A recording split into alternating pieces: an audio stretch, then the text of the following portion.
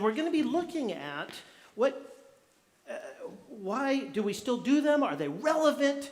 And so this will be an interesting study. I'm looking forward to it. And while I'm mentioning that, if you can reach down and find your notes and bring them up so you're ready. While you're doing that, I just want to mention, I bought an electric bike for Joy this summer so we could go bicycle riding together. And you won't believe, they had the audacity to send me a 28-page instruction manual on how to put it together. I mean, just the nerve. I mean, going through things like the order that I had to put it together in, and what I could do. I couldn't put the seat post in where the handlebars were supposed to be. I mean, I just felt like that they were just trying to run my life. The order I had to put on, they told me I had to put on the left pedal before the right pedal, as if it made a difference. And they gave me this funky little wrench to put it together with, as if I couldn't use my own tools. I mean, I just felt like that they were trying to run my life. And on top of that, there's in here a bunch of different things, like I couldn't let kids use it as a jungle gym. I'm not supposed to let kids climb over the bicycle, or I'm not supposed to charge it while I'm standing in water. Just something, they're just, I felt like they were trying to control my life. No, but seriously though, I think Ecotric, the company that made this bike, was thinking a lot more about me than themselves when they made this manual. They were trying to make sure I got as much pleasure and was able to put together the bike as safely as possible. And so really, I own the bike. I can do whatever I want. But in reality, the instruction manual is a lot more for my benefit than it is theirs. And similarly, when you think about the Bible, and especially the 10 Commandments, if God is the one that created us, who would know better how we should live and what our purpose in life is for and what we should do? Who would know better than God? And so it behooves us to look at, especially the fundamental kind of list of what it is that we're supposed to be doing. What a great thing to look at and realize that, you know what? God's not given this to limit our freedom and our enjoyment. He's not doing it so he can control us. He's doing it because he knows how we will thrive, how we will have the best life, is living according to the way that he designed us. And so that's what we're going to start looking at. Everybody here has heard of the 10 Commandments. But what's interesting, as I talk with people, I'm surprised at maybe how many of the commandments, specific commandments, people don't know. If I was to ask you to write down on your notes, and don't look down on your notes quite right now because that would be cheating, but if I asked you to write down all 10 of the commandments, how many of them could you remember and think of and write up? If you can get more than 4, do you know you would be in an elite group? Newsweek did a survey not too long ago, and for Protestant churches like ours, the average person couldn't get more than 4 of the 10 Commandments. And so, hopefully by the end of this series, every one of you will know all of the commandments, and even more importantly, you'll see how relevant they actually are. These were commandments that were written over 3,000 years ago, but I think you will be astonished when you realize actually how relevant these are to your life this week.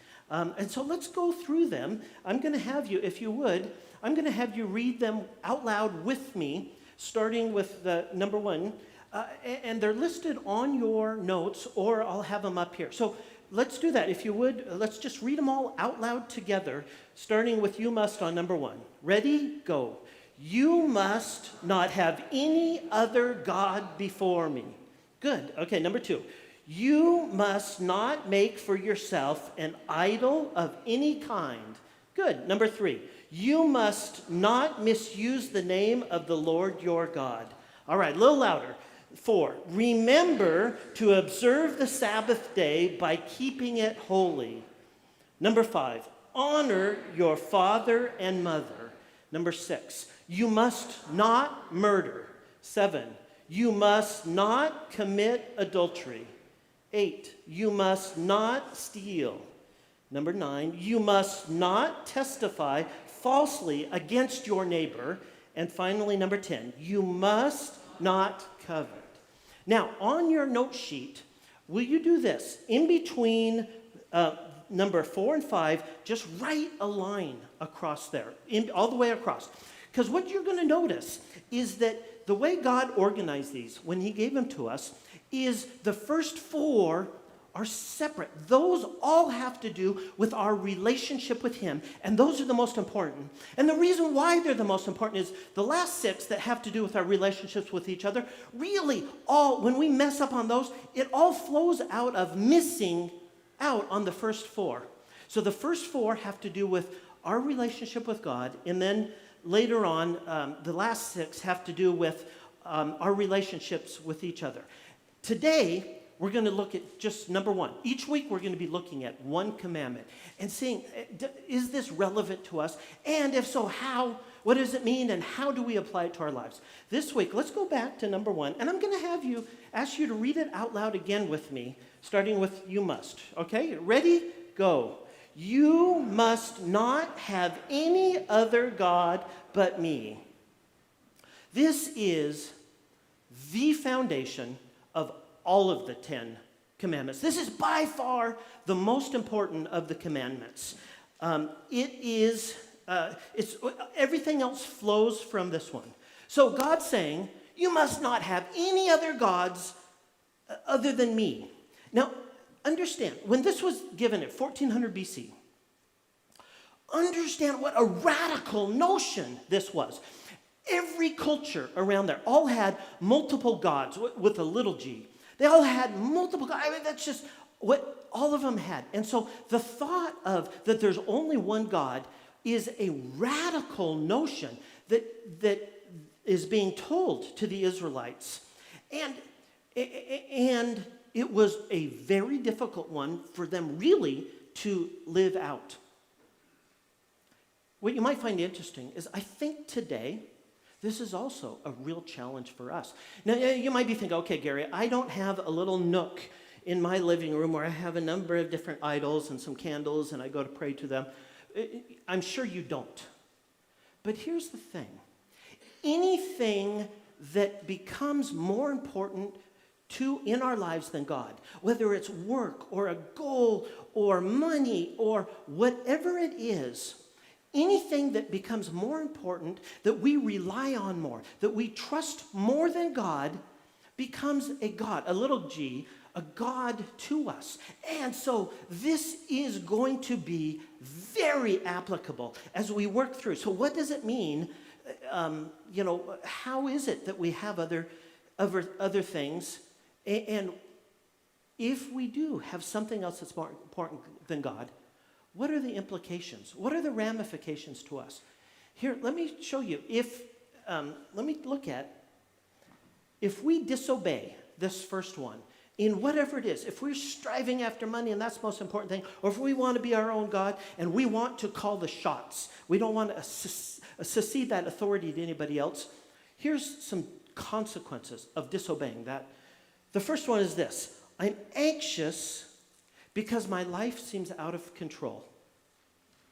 I'm anxious because my life seems out of control. If you're taking notes, write that one down.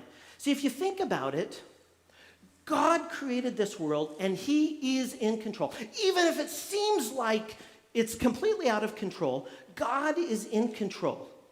And when I don't believe that God is in control, and I try to take control of my own life, here's what happens every time.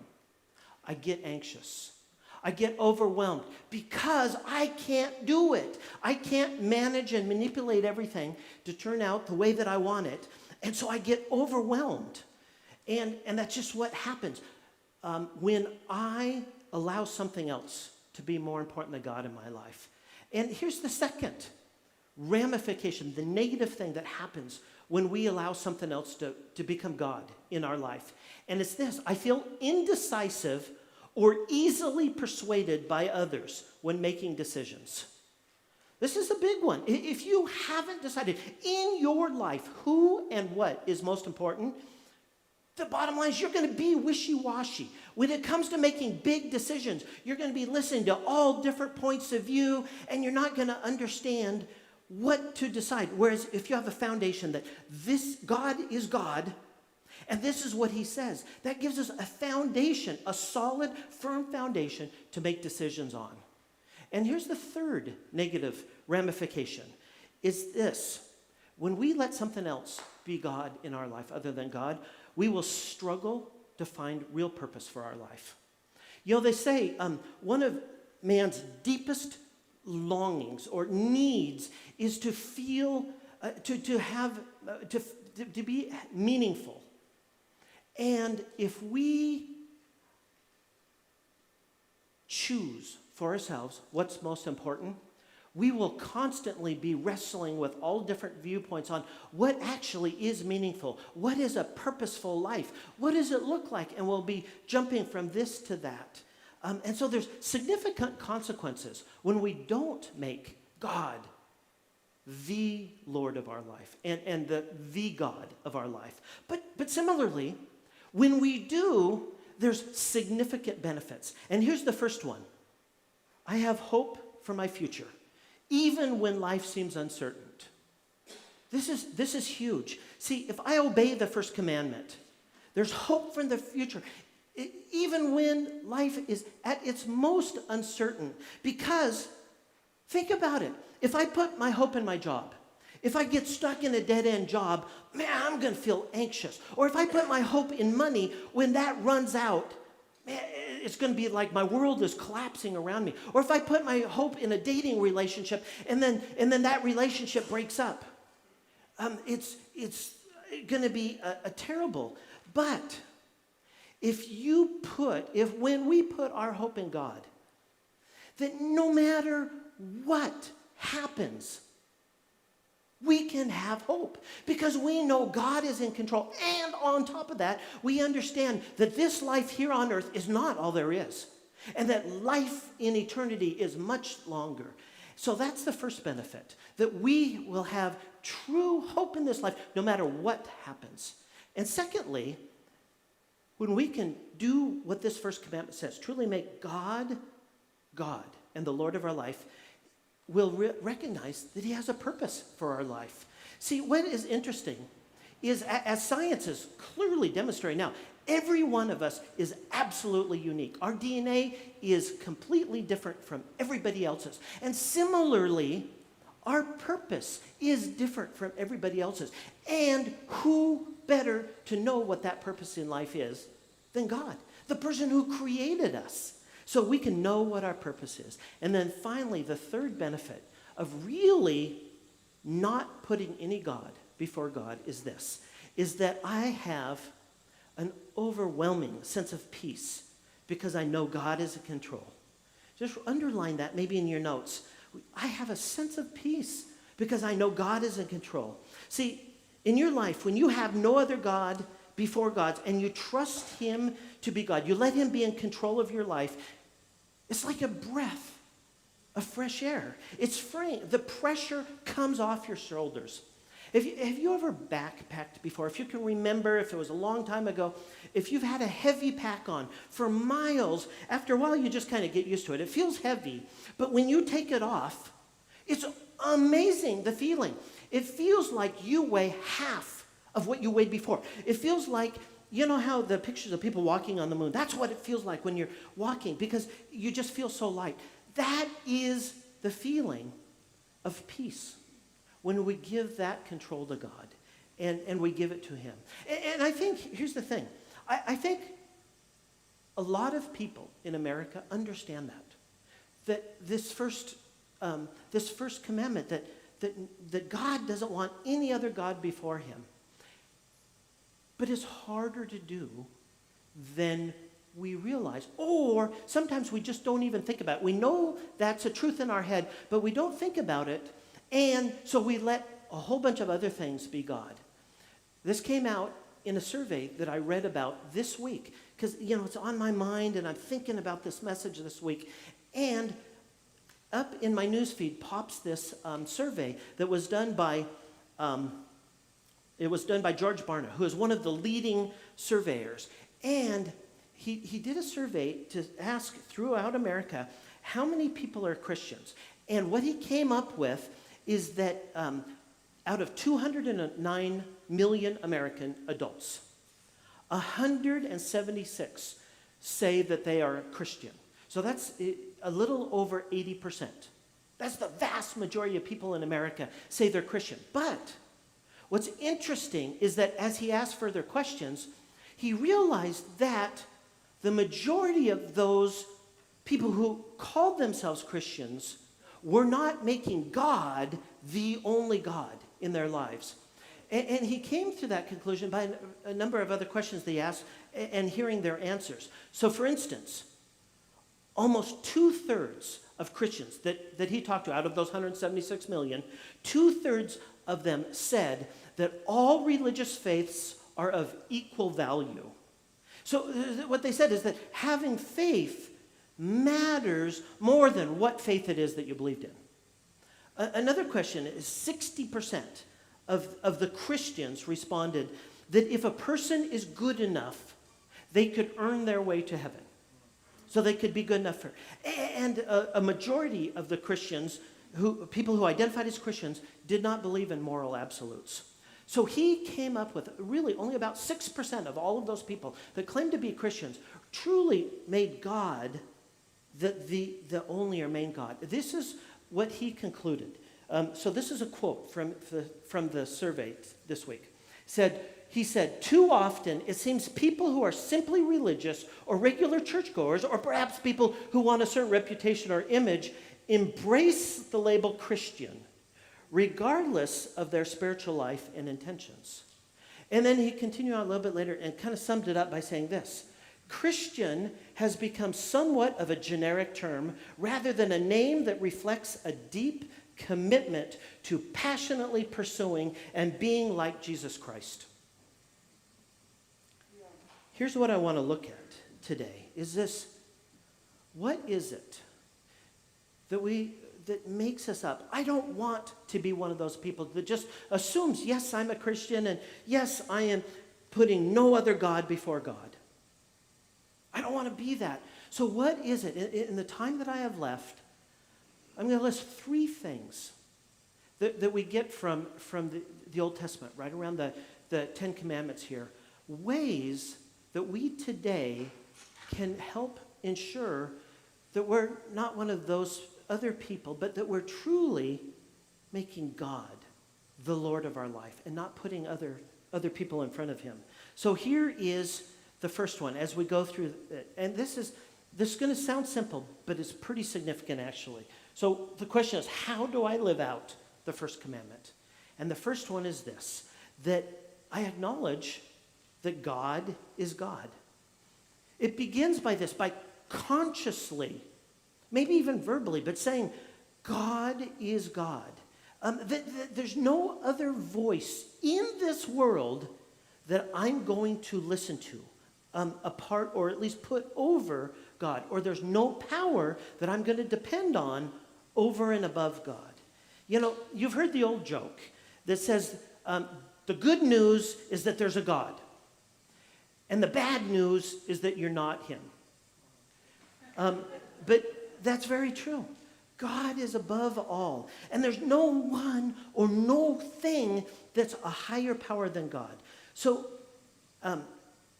we might try to follow other passions and other little g gods. But God made this very clear to the Israelites, that the foundation of our life and our relationship with him was making sure that he was Lord and that we didn't put anything above him. If you go back, the 10 Commandments are in Exodus chapter 20. If you go back to the 2 verses right before the 10 Commandments, this is what they say. So, wrong direction. It says, so Moses writes, then God gave the people all these instructions. I am the Lord your God who rescued you from the land of Egypt, the place of your slavery. And then it goes on to, you shall have no other gods before you. So whenever you see a then, when you're reading the Bible, it's just like therefore. When you see a therefore, you ask, what is the therefore there for? Similarly, what is the then for? What happened before that that makes it so God or Moses is making this statement? And I'm going to go back about 2 or 3 years before this time right here, before God gives the 10 Commandments, to Moses being a shepherd in the kind of wilderness, and he's walking along and he sees this burning bush, which is not something you see every day. And this is so he comes to it, and God starts talking to him, and God tells him that I want you to go to Egypt and tell Pharaoh, so tell the most powerful person in the world, to let the Israelites go. And so Moses says, well, just who do I tell Pharaoh and the Israelites? Who do I tell that is saying this? And this is what God says. He says, I am who I am. This is what you're to say to the Israelites. I am has sent you. So God says, Moses, I am. I am the Alpha and the Omega. I'm the beginning and the end. I am the creator, and I'm the past and the present and the future. Moses, I am the one that can meet all of your needs. I'm the one that can heal all your hurts. I'm the one who can rescue the Israelites from Pharaoh. So Moses goes to Pharaoh. And over the next, it doesn't tell us exactly how long, but a couple years, play in your head what happened if you know the story of all the different plagues. So here it is. It seems like Moses, or God's objective, is to get the Israelites out of Egypt so they can be his people. But if you remember what happened, plague after plague after plague would come, and Pharaoh would say, oh, yeah, okay, take them out, you can go. And then, have you ever noticed this? It says, God would harden his heart. Have you ever wondered, well, for Pete's sakes, God, if you're trying to get the Israelites out, don't harden his heart. In fact, you could have done it with one fell swoop, and it would have been easier, they would have been out. Here's why I think that happened. Why God would harden his heart over and over again is so the people of Israel who are stuck in Egypt, and you have to understand, they've been there for 400 years. In their history, they know from Abraham that they've got passed down that they supposedly worship a god. But here for 400 years, they've been surrounded by a culture that worships multiple gods. That's really all they know, multiple gods with little g. That's all they really know. What God was much more trying to accomplish, far bigger and above getting the Israelites out, was teaching his people that he alone was God. There wasn't multiple gods that were vying, and had he come in and one thing worked out and they left, they would have been free, and their life would have been a lot easier. They wouldn't have had the hardship put on them by Pharaoh, but they wouldn't have learned the more important lesson that God is God alone, and that there's no other God. So they had to learn that hard lesson. And similarly, if we want to obey the first commandment, if we want to live the extraordinary life that God created us to live, if we want our life to make sense, if we want that purpose to really, what we are made for, we have to acknowledge in our heart that there is one God, that there's no other. And it's so easy for us to get distracted and not intentionally choose, okay, I'm going to make this thing more important to me than God. But it just happens. And so what I want to ask you to do, if you want that to be the case, if you want God to be the God, I'm going to ask you to repeat after me. And in a sense, this is going to be a prayer to God. So will you say with me, say this: God, you are God. So let's just say that again. God, you are God. And now say this next one. And there is no other. Let's say that all together. God, you are God, and there is no other. So that's the first step, is consciously identifying that and saying, God, you are God. And there is not going to be any other. But here's the second thing we learn as we look at the Israelites' history that we can learn from ourselves today. So how do we actually make that work in our lives? And it's this. Number 2 is ask God every day to be the God of my life. I encourage you, write that down in your notes. Ask God every day to be the God of my life. Now here's the point. Each and every day, it's a conscious decision that we have to make. And we can learn that, well, we probably already know by looking at our own history, but even more, we can look at it by looking at Israel's history. So they knew, okay, God is the God of the universe. They saw what he did, how he got them out of Egypt, and he parted the Red Sea. I mean, think about this.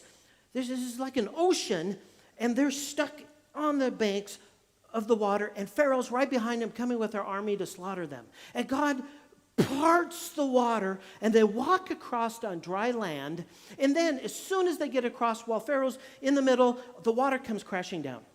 If that doesn't remind you or teach you that God is God and there's no other, what will? So it's amazing, though, when you realize how quickly they forgot about that. So from the time that they went through the Red Sea to the time when they're standing at the base of Mount Sinai, when God speaks out the 10 Commandments and gives them the 10 Commandments, it's 28 days. So God has done that massive miracle 28 days ago. And the first and most fundamental command of those 10 that he gives them is this: you shall have no other God before me. So then from there, God has just given the 10 Commandments. Moses goes up Mount Sinai to get the rest of the law and stuff from God, and he's up there for 40 days. They start worrying. Okay, well, why is he up there so long? And somebody comes up with a brilliant idea. Hey, let's make a golden calf, and we can worship that.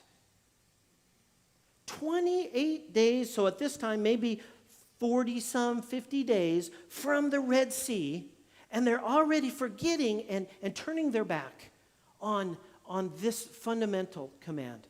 Because, and then we learned from just watching their history, it's so easy to forget. And so God gave them devices to help them remember this one point, that God is God and there's no other in front of him. In fact, when they were in the wilderness, they were hungry. And you're in the wilderness, there's no food, and there's 2 million people. That's a problem. And so they started griping and complaining. And so God sends manna down, so he gives them food. And look what the description of how this first came about. So the Israelites, on this first morning, they come out, and here's manna all over the ground. And so the Israelites were puzzled when they saw it. What is it? Interesting, it's just a side note. You may not have known this, but the word manna in Hebrew means, what is it? So I mean, they came out, what is it? And that's what it was called, manna. What is it? So what is it, they asked each other. They had no idea what it was. And Moses told them, it is the food the Lord has given you to eat. Now, so they started gathering this. And Moses told them, but here was God's one command. Only gather what you can eat today. And they're thinking, man, we've been hungry. I want extra for down the road. And so a number of them, gathered more. But what they learned is that after one day, it would spoil, it would go bad, it was nasty. Have you ever wondered, well, why did God do that? That it would only last for one day? It seems like it would be a lot more efficient for him, less work for him and less work for the Israelites. Let him gather a week's worth or a month's worth. But here, what God's doing, when he does things, he's trying to teach his people, us, spiritual lessons. And what he was trying to teach the Israelites was to rely on him every single day. See, if they only saw a miracle once, over time, it's so easy for them and us to forget about it, and we start pursuing other things. But he did it to remind them every single day that he was God. There wasn't to be any other gods in front of him, and that they could rely on him. And so that's why manna is what it is. And so this is what I would like to suggest to you.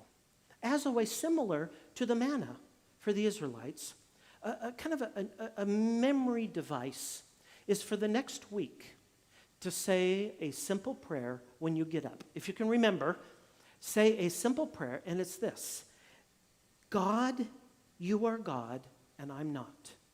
So today, I'm asking you to be the God of my life.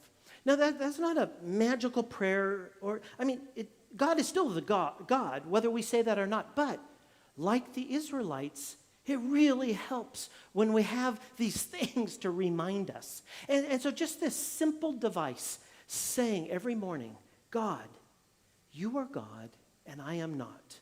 So today, I'm asking you to be the God of my life. In fact, would you pray that with me right now? Just everybody, if you bow your heads, and let's say this out loud. God, you are the God, you're God, and I'm not. So today, I ask you to be the God of my life. Amen. Just give this day to God. Ask him to be the God of your life every day. And what that does, that puts us in a mind frame to remind us that he is God, and to help us to allow him to be more our God and not to put other things in his place. And then finally, the last thing that we can do to help just live out this first commandment, do not put anything before God, is accept God's love for me through Jesus Christ. If you're taking notes, write that down. Accept God's love for me through Jesus Christ. You see, the first commandment teaches us that there's only one God and nobody is to be in front of him.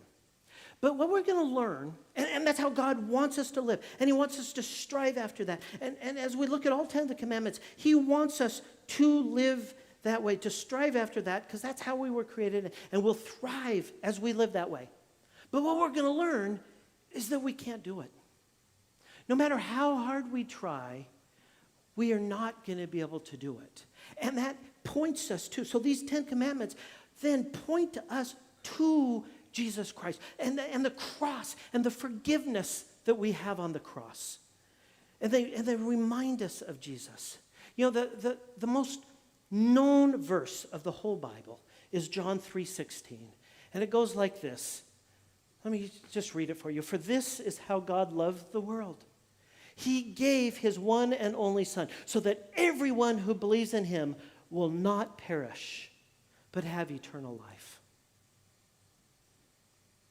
Looking at these 10 commandments will remind us, as we go through them, it'll point us back to Jesus. And we can be thankful that we don't have to strive to do all of these perfectly, because we never could.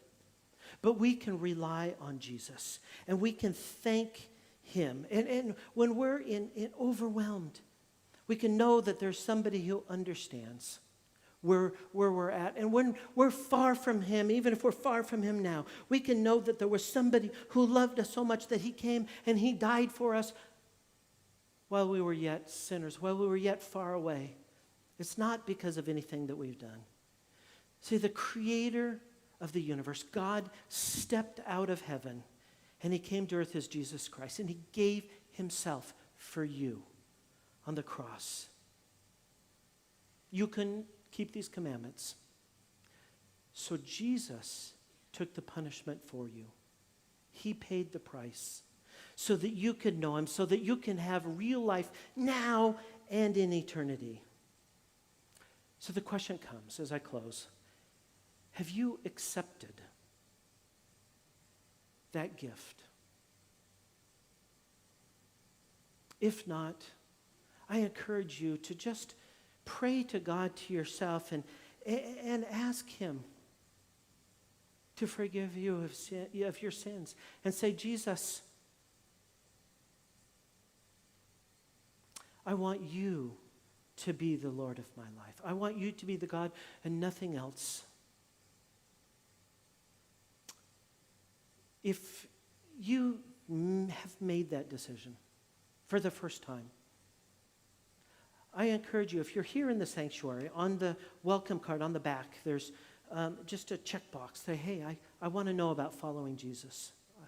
And put your name on there and drop it in the black box. Or if you're watching online, down below there's a link for next steps. And you can click on that and say, and just give us your name. Because we would love to follow up with you. But if you are a Christian already, well, the worship team's coming up. You guys, this is something that the Israelites had to be reminded day after day after day, because it was so easy for them to be sidetracked and to forget and to put other things or gods or people or desires as more important than God. And you guys were in the exact same boat. My encouragement is start this week. Every day saying, God, you are God. Help me to allow you to be God in my life today. And as we go forward, just remember every day that this is the foundation. This first commandment is the foundation of the rest of the commandments. And you guys, it's the foundation of your life. Let me close in a prayer. Dear God, to the awesome and mighty creator of the world, Lord, you are so great. You are to be praised. Thank you for loving us. Thank you for dying for us. Lord, you know how feeble we are and how easily sidetracked we are. We want you to be Lord of our life, and we want to follow you, but we so easily start following other things and making you second or third after other pursuits.